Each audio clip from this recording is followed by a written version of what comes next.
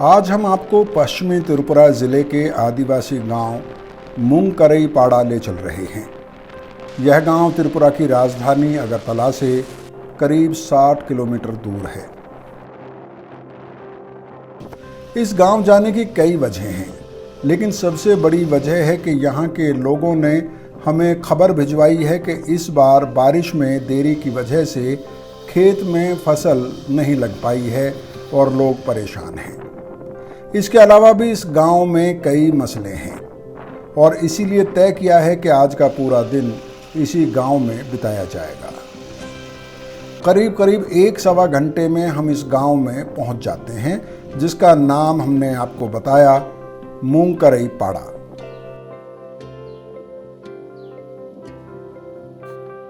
गांव पहुंचे तो लोग अभी दिन की शुरुआत कर ही रहे थे।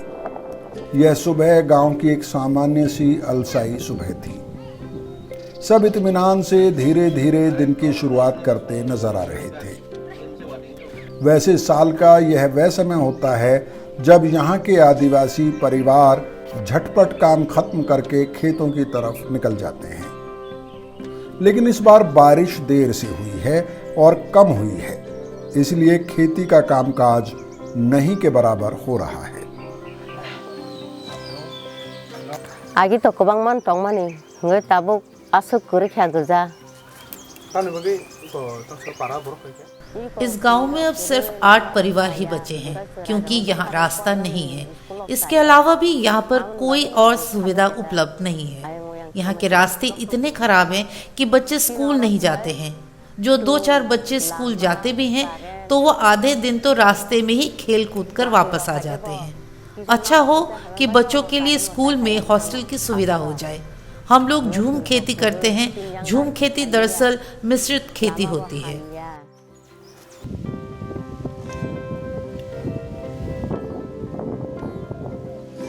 यह गांव एक पहाड़ी ढलान पर बसा है, जिसमें रास्ते, स्कूल और पीने के पानी की न्यूनतम सुविधाओं का इंतजार करते करते थक कर ज़्यादातर लोग गांव छोड़कर चले गए हैं। जो लोग अभी भी यहाँ पर बसे हैं, उनकी ज़िंदगी का सहारा यहाँ के जंगल में होने वाली झूम खेती है।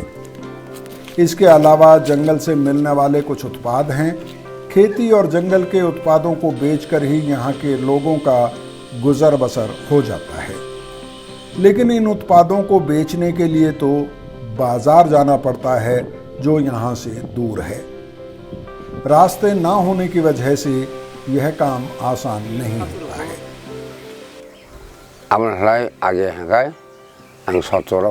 यह गांव 1970 में यहाँ पर बसा था, जब बांग्लादेश में मुक्ति संग्राम चल रहा था।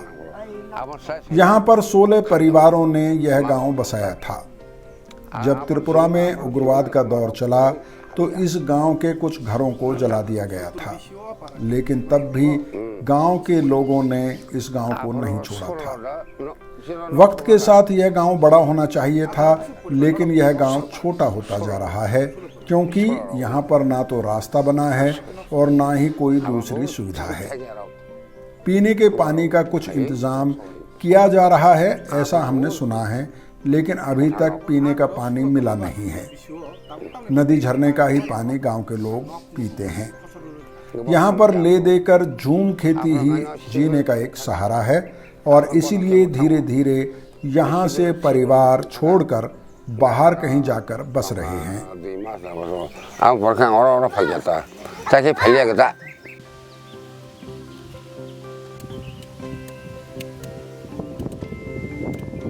झूम खेती पहाड़ी ढलानों पर होती है और बारिश के भरोसे ही बीज इन खेतों में पनपता है, लेकिन इस बार बारिश देर से आई है और कम आई है, इसलिए खेतों में देर से बुआई हुई है। सब्जियों के बीज तो डाल दिए गए हैं, लेकिन ज़्यादातर परिवारों को धान की फसल के बारे में आशंका बनी हुई है, क्योंकि धान की बुआई को देरी हो चुकी है। वैसे कई परिवारों ने हमें बताया कि अगर समय पर बारिश आ गई होती तो अभी तक कई सब्जियों के पौधों या बेलों में फूल आ चुका होता। शुद्ध माइसी मिसे जिन हुगो हंकाय माने झूम खेती में सबसे बड़ा फायदा तो यह है कि यह मिश्रित खेती है जिसमें सब्जियां और धान सब एक साथ उगाया जाता है, जबकि मैदान में होने वाली खेती में सिर्फ धान ही उगाया जा सकता है। हम झूम खेती के लिए जंगल के किसी एक हिस्से को साफ कर देते हैं, फिर जब पत्ते और लकड़ियां सूख जाती हैं तो उसमें आग लगा देते हैं। उसकी राख को बिखेर दिया जाता है और फिर बीज डाला जाता है। पहले सब्जियों के बीज डाले जाते हैं और बाद में धान का बीज बिखेरा जाता है।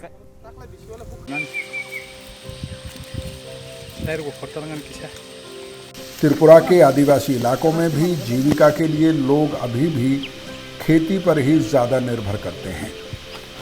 ज़्यादातर इलाकों में अब लोग झूम खेती को छोड़कर स्थायी खेती अपना चुके हैं, लेकिन अभी भी कई इलाके हैं जहां पर झूम खेती की जा रही है। अगर इन इलाकों में भी स्थायी खेती को बढ़ावा देना है तो उसके लिए इन आदिवासी किसानों को प्रेरित करना होगा। किसानों को प्रेरित करने के लिए सबसे पहली शर्त है कि उनके गांवों में सड़क, बिजली, पानी की बेसिक ज़रूरतें पूरी की जाएं। उसके बाद आदिवासी किसानों को नई तकनीक और बीज उपलब्ध कराने होंगे। इसके साथ ही सिंचाई के आधुनिक साधन भी जरूरी हैं।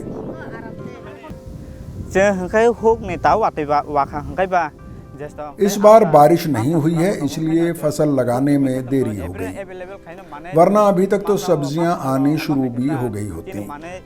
झूम खेती से परिवार पाल रहे हैं, लेकिन बाजार दूर होने की वजह से परेशानी होती है। अगर रास्ता बन जाए तो हम अपनी सब्जियों के अलावा जंगल से मिलने वाले बांस और अन्य उत्पादों को भी बाजार में बेच सकते हैं।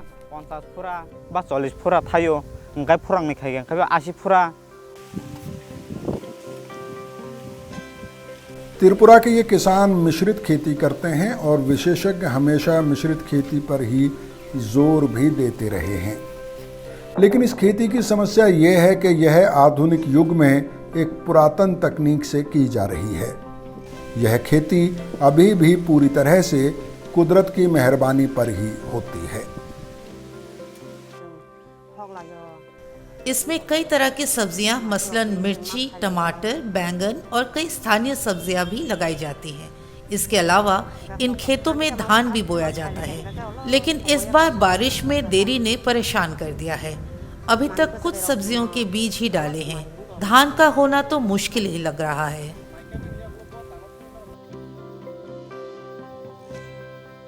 हम गांव से ये कहानी लेकर लौट आए और यह उम्मीद वहां के आदिवासी परिवारों के बीच में छोड़ आए कि इस रिपोर्ट के पब्लिश होने के बाद शायद प्रशासन उनकी समस्याओं पर कुछ ध्यान दे।